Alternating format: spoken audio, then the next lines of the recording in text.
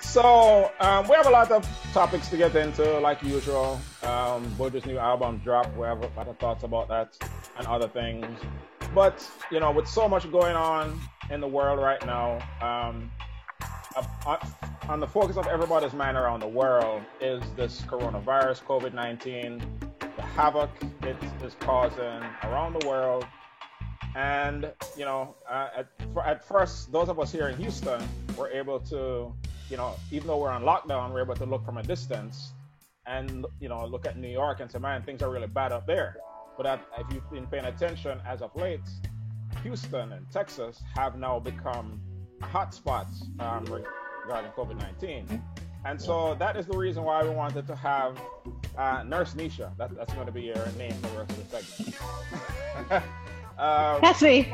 But have Nurse Nisha to kind of talk about life on the front line. Give you a chance for you to introduce yourself, describe a little bit about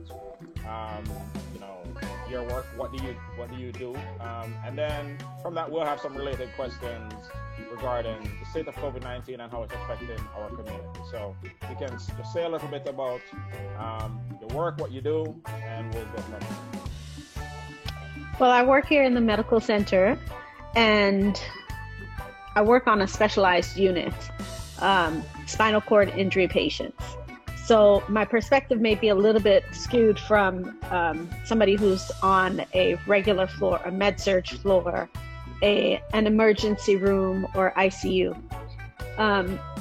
My particular patients are protected, especially because of their comorbidities and the things that can really catapult them into serious situations. That's a nice big word. What that means?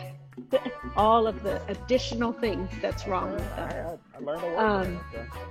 So they're protected, but what I'm seeing is, as protected as we have been, being tested every month, and the patients are being tested,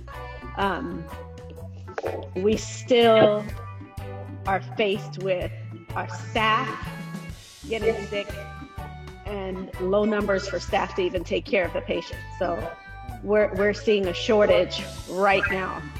And every week that you check the numbers as far as how many people are out that are employees, it goes up by 100. So do you, from your perspective, is it just a lot of staff getting sick, or is it that they are, somewhat afraid to come in and may not be in the mindset to be there that day, or is it a combination? It is actually they're COVID floors, and so we weren't able to go in between these floors. We were only able to stay on our floor and the floor above us. So they weren't supposed to be having COVID patients. Now, with the influx in numbers, it is everywhere. So they're losing nurses, literally losing lives. Yesterday, one of our nurses on the floor above me died. He got sick a week before. He died yesterday. So how old of a person was he? Because there's this misconception that it's only old 50. People.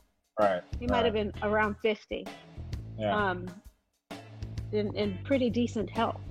So it is people who are being exposed to people who they're working with. I mean, we have to sit there and eat lunch at some point. You can't just eat anywhere, right? And so then you're exposed to the people that you're eating with. So it is the smallest things that you won't think about will give you exposure. So it's something we're battling every day. As I walk into work, I am screened for my temperature. I have a series of questions that I'm asked now they have it on an app, and you just show them your screen and see if you've checked off all the answers. So a lot of people are answering yes on those questionnaires and being sent home, now being quarantined. Then you're working short because people are being sent home. So it's just a never-ending cycle that's just going to get worse. And what one of the doctors said was really disturbing, but I believe it's true. And I believe everybody is going to get this disease. I think it's going to hit almost everybody. Yeah, I've certainly heard that before, and I it's because it's so new. We don't know, like what are the criteria behind people who get like deathly ill and those who, are able to recover. When this thing just first started, I don't know what I had, but I had, some flu-like symptoms. I didn't have the shortness of breath or anything like that, but just like nowadays, most of us, if we get sick nowadays, you sneeze one time, like, man, is that Corona? Is that COVID? So, there's so much that's unknown about it. So that's kind of the challenge that we face. So, as I mentioned, that right now seems to be, within the Houston area, like the epicenter of things. And here, we're 3 months into this thing, or 3-4 months. How would you say things compare now to how they were, back in March? Because, from my perspective, a lot of people still aren't really taking this seriously. And so how, from your view, have you seen things change? I'll say this. When I first heard about this, I would don a head wrap. I would don goggles, mask, the whole nine. And I had my manager come to me and say, why are you wearing that head wrap? You're not supposed to wear that. I said, well, I'm going to be leaning on my religion right now. So let's just put it there. But people would laugh at me because I would go above and beyond, not knowing how this disease is contracted. So I would cover head to toe almost. I'd be one of those people with the plastic bags on. Okay, that would be me. Right. Now today, everybody wears a head wrap. Everybody doubles up on their masks, and now they're starting to think about wearing goggles. So because there's so much unknown, and because the numbers are showing, it's almost like you have to do everything you can that's possible to try to ward off as much as you can getting this. Okay. Yeah, you all have any questions? I don't have to dominate the conversation. Tex and Jojo? Go ahead, Joe. I would definitely pretty much touched on the difference that you've seen from the beginning to the end. And now that they're talking about this second wave, what differences are you seeing as far as your patients and as far as the staff? So, like I said, my patients are pretty well protected. So none of our patients, all of them have tested negative. But as far as the nursing staff and the cleaning staff, the everybody that is intertwined, they're dropping like flies. They're literally dropping like flies. I came home. When you say dropping, are you talking? I mean dropping. I mean not dying, but they're getting really sick. Yeah. Or they're dealing with somebody at home that's really sick. Yeah. So it's not going to touch you. It's not going to not touch you, I should say. Right. Right. So this is serious. I mean, I wish that people would take it more serious. I mean, even the nurses, even at best, the nurses, you would think that they would cover up and always be on point with their masks. No, their masks are down here. They're lax in the break room, a whole gathering, and so nobody's taking it serious until it gets serious. Now, as far as taking it seriously, would you say, per se, like, is it the younger nurses that don't take it as serious as the older nurses, or do you see any disparity there? Yeah, I would say so.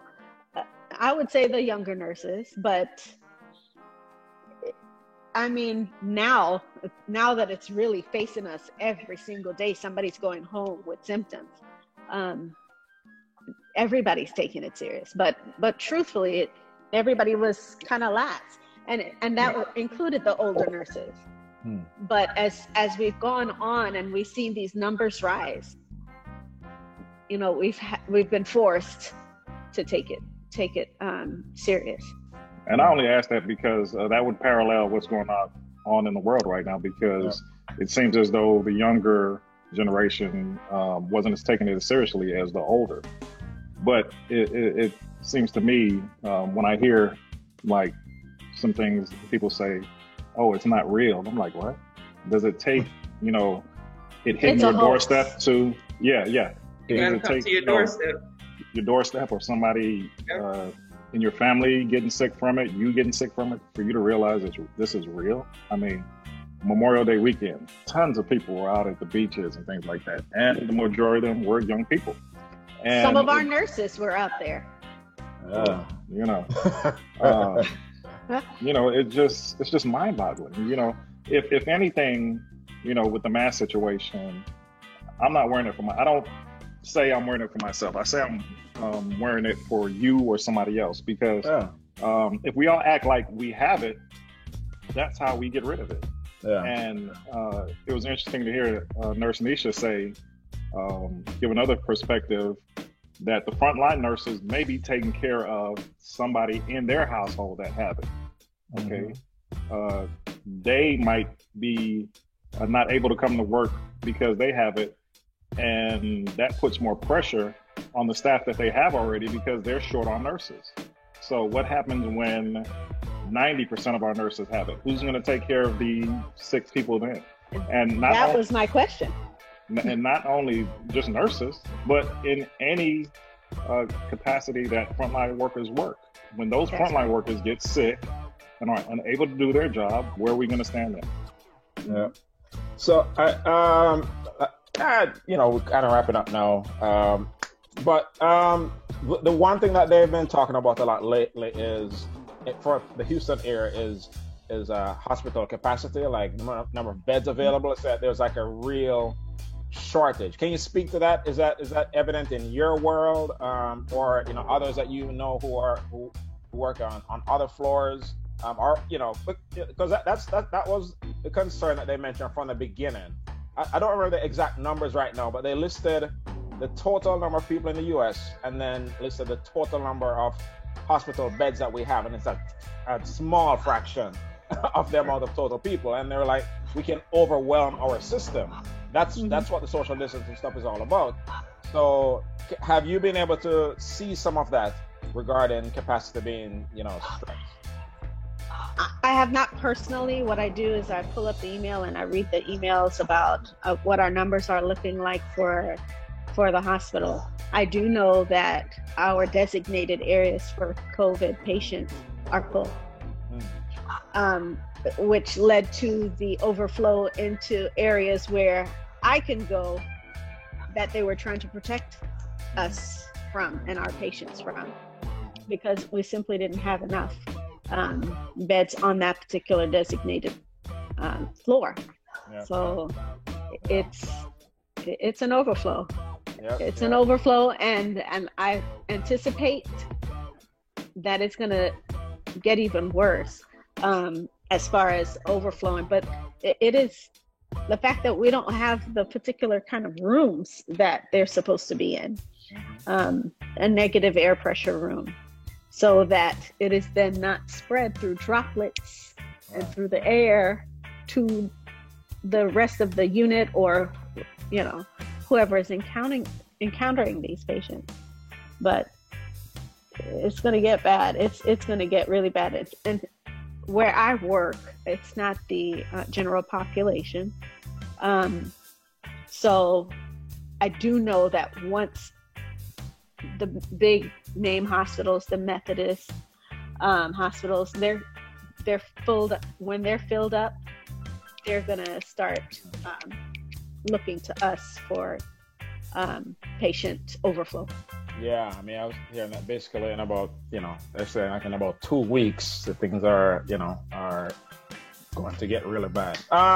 There, you know, one more thing, and the NRG stadium, they said they're going to make that back into like a triage center. Yeah, they can take care of patients there. They should set that up now. I mean, I know that, and you know that they had set it up.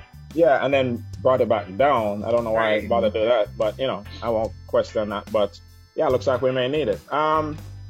Parting words of advice that you would like to give to us before you go night-night. Lord, that's the language of me right now. That's your love language. That's my love language. I mean, I hate to sound like the broken record that's playing all the time. However, just think about the next person. Think about your family first, right? So if you would think about people around you, like how you'd want to protect your family, you would put on a mask. You would encourage them to put on a mask. You wouldn't go anywhere without a mask and proper protection, and trying to stay your distance and trying to stay away from crowds unnecessarily. You know, so those are my things that I have to keep reminding myself of. And when we think that everything's okay and we can take a breath, we can't. That mean no carnival in TNT? Well, no. No, I'm a virtual carnival. I'll put on my costume.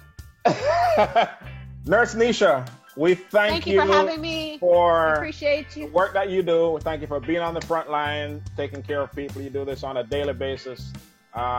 Nurses, I've always said, one of the most underappreciated professions that there is. You know, from being in the hospital for a long time myself, you know, in the past, to seeing mommy and daddy in the hospital for a long time. And while you're up there, the people you see all the time are the nurses. The doctor come in and talk for a little bit and walk out. The nurses are on the front line. They do everything. They do everything. They do everything. So we thank you for your service, and you know, we pray for you and everyone in your profession. We need you. So thanks again, and thanks for you for having me, guys. This interview. All right. Thank you, Nurse Nisha. Bye. Talk about that.